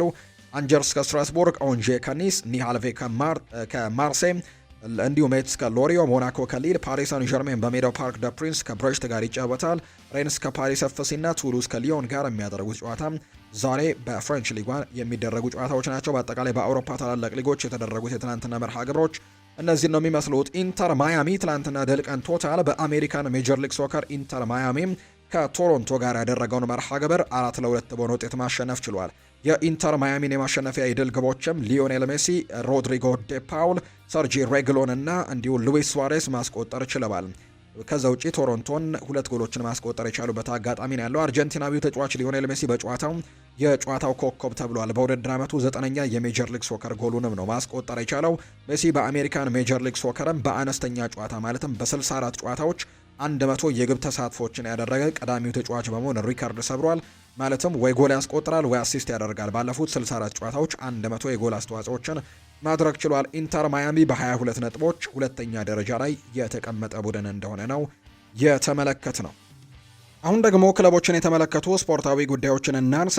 የአርሰናል መረጃዎችን እንንገራቸው። ዴይሊ ሜል እንደዘገበው ከሆነ አርሰናል የቻምፒየንስ ሊግ ፍጻሜ ማግስት ማለትም ግንቦት 23 ቀን ማለት ነው በሰሜን ለንደን ጎዳናዎች ላይ የድል አከባበር ሰልፍ ለማድረግ እየተዘጋጀ እንዳለ የሚያሳዩ መረጃዎች እየወጡ ይገኛሉ። በተለይ የፕሪሚየር ሊጉን ለማሸነፍ ትልቅ እድል ከመኖር ጋር በተያያዘ በቻምፒየንስ ሊግም የፍጻሜ ተፋላሚ ከመሆናቸው ጋር በተያያዘ በድሉ ማግስት ወይም በቻምፒየንስ ሊግ ደግሞ የፍጻሜ ጨዋታ ማግስት ደግሞ የድል ክብረ በዓል እያዘጋጁ እንደሆነ የሚያሳዩ መረጃዎች እየወጡ እንደሚገኝ ነው ዘገባዎች የጠቀሙት። ከዚሁ ከአውሮፓ ቻምፒየንስ ሊግ የፍጻሜ ጨዋታ ጋር ግን በተያያዘ አንድ የሚነሳ ጉዳይ አለ። እሱም የአችራፍ ሀኪሚ ጉዳይ ለፓሪስ ሳን ዠርሜን ይሰለፋል ወይም ይመለሳል በፍጻሜው ጨዋታ ላይ የሚል መረጃ ይፋ ተደርጓል። ምናልባት ይሄም ለአርሰናል ደጋፊዎች መጥፎ የሚባለው ዜና እንደሆነ በርካቶች እያነሱ ነው። ምክንያቱም የተጫዋች ሲኖር በተለይ ፓሪስ ሳን ዠርሜን በማጥቃቱም በመከላከሉ ላይም ጥሩ ነገሮችን ማድረግ እንደሚችል በደንብ አሳይቷል እና አሰልጣኝ ሉዊስ ኤንሪኬ ጭምር ይህ ተጫዋች ለቡድን የማይተካ ከሚባሉ ተጫዋቾች መካከል አንደኛው ነው። በተለይ ይህ ተጫዋች መኖሩ ደግሞ እንደ 3 ተጫዋቾች ነው አንዱ ተጫዋች ሲልም አችራፍ ሀኪሚ እንደ 3 ተጫዋቾች ነው የሚያገለግለኝ ሲልም ጭምር ነው የተናገረውና የፓሪስ ሳን ዠርሜኑ የመስመር ተከላካይ የሆነው አችራፍ ሀኪሚ ከባየር ሚኒክ ጋር በነበረው የግማሽ ፍጻሜ ጨዋታ ላይ የመጀመሪያው ጨዋታ ላይ በተለይ በደረሰበት የጭን መጎዳት ምክንያት በሁለተኛው ጨዋታ ላይ ሳይሰለፍ መቅረቱም ይታወሳል። ይሁን እንጂ የሕክምና ምርመራዎች እንደሚያሳዩ ተጫዋቹም ፈጣን ማገገም እያሳየ ሲሆን ግንቦት 22 ደግሞ በቡዳፔስት ለሚካሄደው የፍጻሜ ጨዋታ ሙሉ በሙሉ ጤነኛ ሆኖ እንደሚመለስ ነው እየተነገረ እንደሚገኝ መረጃዎች የወጡት። ጋብሪኤል ማጋሌሽ ለአርሰናል ፍቅሩን ገልጿል። ብራዚላዊው ተከላካይ ጋብሪኤል ማጋሌሽ በአርሰናል ቤት ለቆየባቸው 6 ዓመታት ያለውን ጥልቅ ፍቅር ሲገልጽ ክለቡ ከመጀመሪያው ቀን ጀምሮ እንደ ቤቱ እንደሚሰማውና እርሱም ሆነ ቤተሰቡ እዚያ በመሆናቸው ከፍተኛ ደስታ እንዳላቸው ነው የተናገረው። አርሰናል ለዘላለም በልቡ የሚኖር ብቸኛው ክለብ መሆኑን በመጥቀስም የማሊያው ባጅ ደረቱ ላይ አድርጎ መጫወትም ትልቅ ኩራት እንደሚሰጠውና በቀሪዎቹ ጨዋታዎችም ውጤታማ በመሆን ለደጋፊዎች የሚገባውን ታላቅ ስኬትንም ለማምጣት ቆርጦ መነሳቱን ጭምር እንዳረጋገጠ ነው ዘገባዎች እየጠቆሙ የሚገኙት። የማንቸስተር ዩናይትድ ጉዳዮችንም እንንገራችሁ ውድ ቤተሰቦቻችን። ብሩኖ የአሲስት ሪከርዱን ከሰበረ የፕሪምየር ሊጉ የአመቱ ምርጥ ተጫዋች ሽልማትን ለሱ ስጡት በቃ አለቀ ሲልም ነው ሩበን ቫን ፐርሲ የተናገረው። ይህ ተጫዋች ድንቅ ተጫዋች እንደሆነም አስመስክሯል ሲልም ነው የተናገረው። ስለዚህ ዘንድሮ ይህ ሽልማት ይገባዋል ሪከርዱን መስበር ከቻለ ሲልም ነው ብሩኖ በተመለከተ ሩበን ቫን ፐርሲ የተናገረው። የቻምፒየንስ ሊግ ልምድ ያላቸው ተጫዋቾች ነው የምታስፈርሙት ወይ የሚል ጥያቄ ካሪክ ቀርቦለት ነበር። በክረምት ተጫዋቾች የዝውውር መስኮትን በተመለከተ ሲናገርም ይህ ከምንወያይባቸው ነጥቦች መካከል አንደኛው ነው። ብዙ የምንወያይባቸው ጉዳዮች አሉ። አንድን ተጫዋች ስናስፈርም ብዙ ጥያቄዎች መልስ ማግኘት እንዳለባቸው እናውቃለን። ልምድን በተመለከተ የፕሪሚየር ሊግ ልምድ ይሁን የቻምፒየንስ ሊግ ልምድ መልሱ የግዴታ አዎ ወይም አይ አይደለም። ብዙ ነገሮች ግምት ውስጥ ግን እናስገባለን ሲል ይናገራል። እንዴት ነው ለቻምፒየንስ ሊግ ማለፋችሁን ካረጋገጣችሁ በኋላ በዝውውር ላይ ስራችሁን እያፋጠናችሁ ነው የሚል ጥያቄም ቀርቦለት ከመጋረጃ ጀርባ ውይይቶች እየተደረጉ ነው ሲልም ነው ማይክል ካሪክ የተናገረው። ሁልጊዜም ውይይቶች ይደረጋሉ። ትኩረት የምንሰጣቸው ብዙ ጉዳዮች አሉን። ይሄኛው የአመቱ ወቅት ላይ ደግሞ ስለ ተጫዋቾች ዝውውር መነሳቱ የማይቀር ነው። ይህም ደግሞ ሁሉም ሰው ሊያውቀው የሚፈልገው ጉዳይ በመሆኑ የሚጠበቅ ነው። አሁን ላይ ብዙ ስራዎች እየተሰሩ ነው። ለክረምቱና ለመጪው ጊዜ ደግሞ ማድረግ ስላለብን ነገር እየተዘጋጀን ነው ሲል ማይክል ካሪክ ጨምሮ ይናገራል። አማድ ዲያሎ በጥሩ ሁኔታ ላይ ነው ብሏል። በጣም ጥሩ እየሰራ ነው። አንዳችም ችግር የለም። በጨዋታው ማብቂያ ላይም ፈገግ እያለ ነበር። ስህተቶች የእግር ኳሱ አካል ናቸው። እኔም ደግሞ ራሴ ስህተቶችን ሰርቻለሁ። ተጫዋቾች በነገርኩበት ጊዜ ደግሞ ብዙ ስህተቶችንም ሰርቻለሁ። አንዳንዴ ስህተት ትሰራለህ፣ ያ ደግሞ ለጎል ይዳረጋል። እኔ ከተመለስኩኝ በኋላ እሱ ብዙ ጥሩ ነገሮችን ያደርገዋል። በቡድኑ ላይ ያለው ተጽዕኖ፣ ብቃቱ ላይ ለቡድኑ የሚያበረክተው ነገር ከኳስ ጋርም ሆነ ያለ ኳስ ጉልበቱና አመለካከቱ የሚደነቅ ነው። የሚከፋበትና የሚናደድበት ወይም የሚበሳጭበት አንዳችም ምክንያት የለም። እሱም በጣም ተሰጥኦ ያለው ሰው ነው። ከእሱ ጋር አብሮ መስራትም በጣም ትልቅ ደስታ ይሰጣል ሲልም ነው ማይክል ካሪክ ስለ አማድ ዲያሎ አንዳንድ ጉዳዮችን ያጋራው። የሪያል ማድሪድ ጉዳዮችን ደግሞ እናንሳ። እኔ ሲአይኤ አይደለም የምሰራው ብሏል። መረጃ ሹላኪውን ላቅ አልችልም ሲል ነው አሰልጣኝ አልቫሮ አርቤሎዋ የሚናገረው። የሪያል ማድሪዱ አሰልጣኝ አልቫሮ አርቤሎዋ መልበሻ ቤት የሚፈጠሩ ነገሮች የሚያወጡትን ክህደት ፈጻሚዎች ሲሉ ገልጸዋቸዋል። አሰልጣኙ ሲናገሩ መልበሻ ቤት ውስጥ የሚፈጠሩ ነገሮችን ማውጣት ክህደት ነው ሲልም ነው የተናገረው። መረጃ ማን እያሾለከ እንደሚያወጣ የተጠየቀው አሰልጣኙ እኔ ሲአይ አይደለሁም የምሰራው ማን እንደሆነ አላውቅም እንደዚህ አይነት ነገር እንደሚያደርግም ሲል ነው የተናገረው።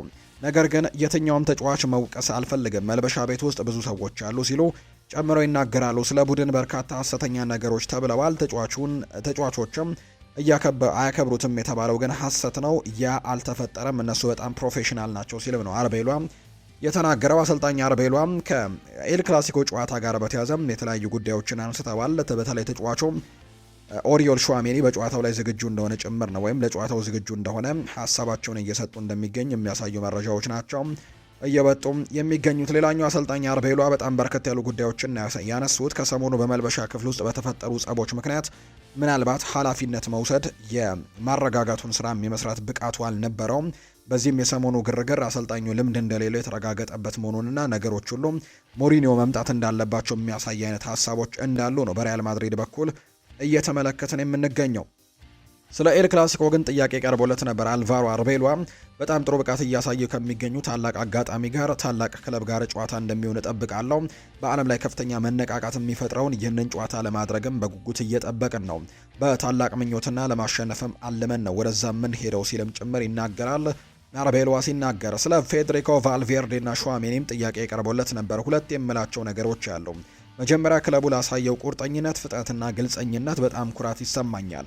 ሁለተኛ ተጫዋቾቹ ስህተታቸውን አምነው ጸጥታቸውን ገልጸው ይቅርታ ጠይቀዋል። ይህም ደግሞ ለኔ በጣም በቂ ነው። እኔ ግን በይፋም ልወነጅላቸው አልፈልግም፣ ምክንያቱም ይሄ አይገባቸውም። ባለፉት 4 ወራትና አመታት ደግሞ ሪያል ማድሪድ ተጫዋች መሆን ምን ያክል እንደሆነ ደግሞ አሳይተው ነበር። የሪያል ማድሪድ ተጫዋች መሆን ምን ማለት እንደሆነ በተግባር አሳይተዋል። እኔ ደግሞ ያንን በጭራሽ አረሳላቸውም። ሁልጊዜም የምንሰጠው አንድ ምሳሌ አለም። ለኔ አንድ የሪያል ማድሪድ ተጫዋች ሊኖረው የሚገባ ባህሪም ተምሳሌት የሆነ ተጫዋች አለ። እሱም ቢሆን እንዲሁ እነዚህ ተጫዋቾች ናቸው ብሏል። ስህተት ሰርተው አያውቁም። በጨዋታው ላይ ባደረጉት ነገር ሁላችንም እንኮራለን። ሪያል ማድሪድ ማለት ልክ እነዛ ነው። ስለዚህም እነዚህ ነገሮችም መስተካከል መቻላቸው ደስ ብሎኛል ብሏል። ቫልቬርዴና ሹዋሜኒ ይህንን አልፈን እንድንቀጥልና ለዚህ ክለብ መታገላቸውን እንዲቀጥሉ እድል ሊሰጣቸው ይገባል ሲልም ጭምር የተናገረው። ሌላኛው አርቤሎ የተናገረው ተጫዋቾች ሙያዊ ብቃት የላቸውም፣ እኔን አላከበሩኝም የሚባለው ውሸት ነው፣ ፍጹም ሐሰት ነው። በተመሳሳይ መልኩ አንዳንዶችም የማይጫወቱ ከኔ ጋር ችግር ስላለባቸው ነው የሚለው ወሬም ሐሰት ነው። የውድድር ዘመኑ በሚፈለገው ደረጃ ላይ አለመሆኑም የመጨረሻው ተጠያቂው እኔ ነኝ ሲልም ይናገራል። ነገር ግን እነዚህ ለ4 ወራት ደግሞ እዚህ ቆይቻለሁ። በተጫዋቾቼም በጣም እኮራለሁ። እንዴት እንደተቀበሉኝና ከየት እንደመጣንም ባለፍንባቸው ነገሮች ሁሉ እኮራለሁ። ብስጭትና ቁጣ ወደማትፈልጉት ሁኔታ ሊመራችሁ እንደሚችል ግልጽ ነው። አሁን ግን ትኩረታችን በጨዋታዎች ላይ እናደርግ። አሁን ትኩረት ልንሰጠው የሚገባ ጉዳይም ይህኛው ነው ሲልም ይናገራል። ለእኔ ትልቁና አሳሳቢ ጉዳይ በመልበሻ ክፍል ውስጥ ስለሚከሰቱ ነገሮች እዚያው በመልበሻ ክፍል ውስጥ መቅረት ይኖርባቸዋል የሚለው ነው።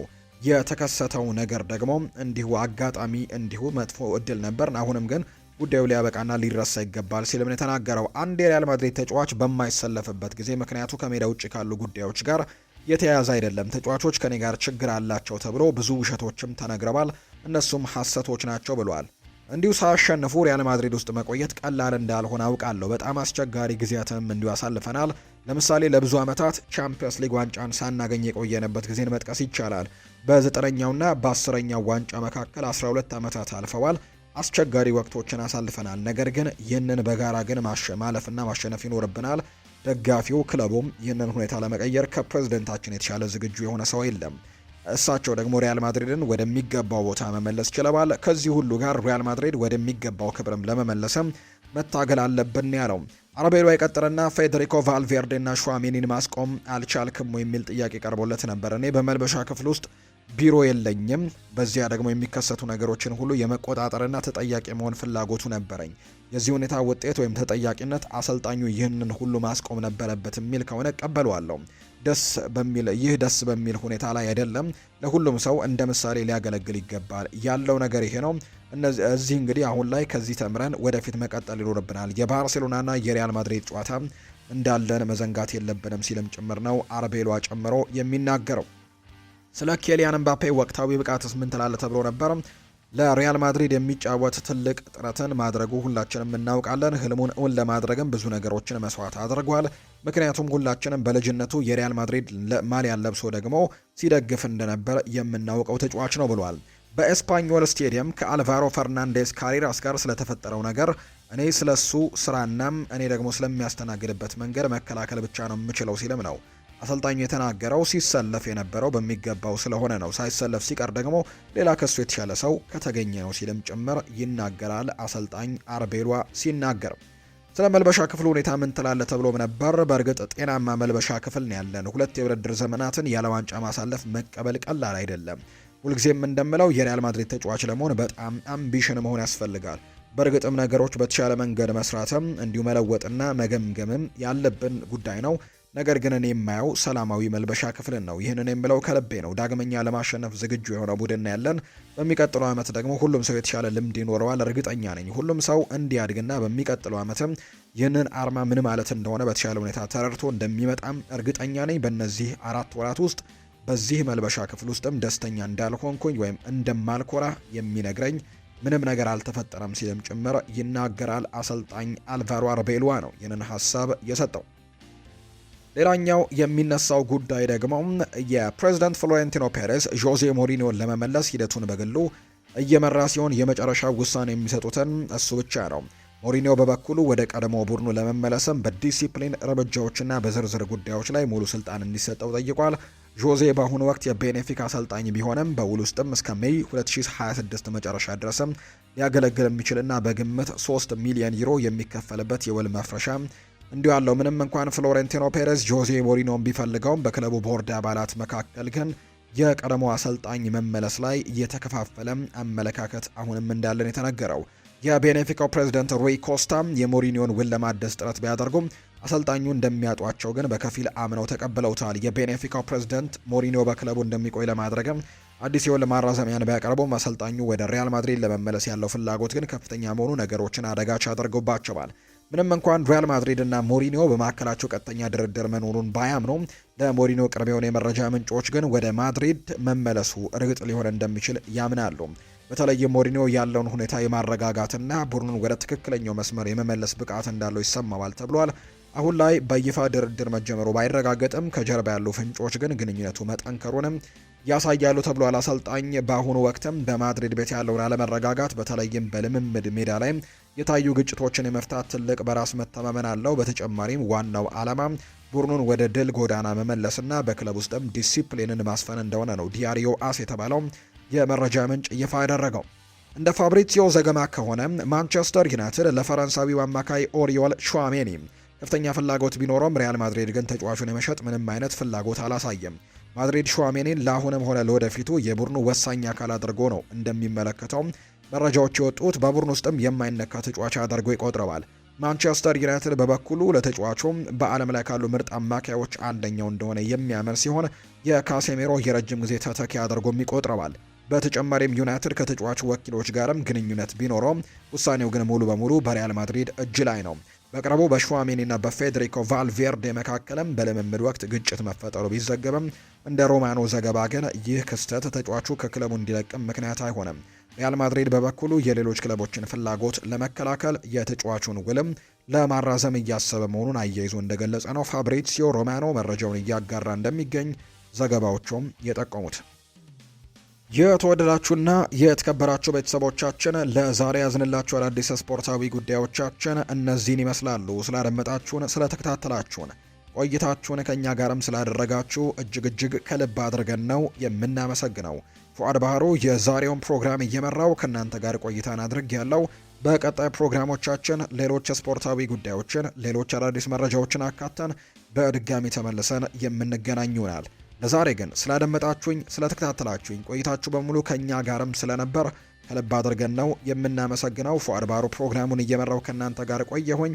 በምሽቱ ፕሮግራማችን ሌሎች ስፖርታዊ ጉዳዮችን፣ ሌሎች አዳዲስ መረጃዎችን አካተን በድጋሚ እንገናኛለን። መልካም ጊዜ፣ መልካም ደግሞ ቀን እንዲሆንላችሁም በአክብሮት ተመኘሁኝ።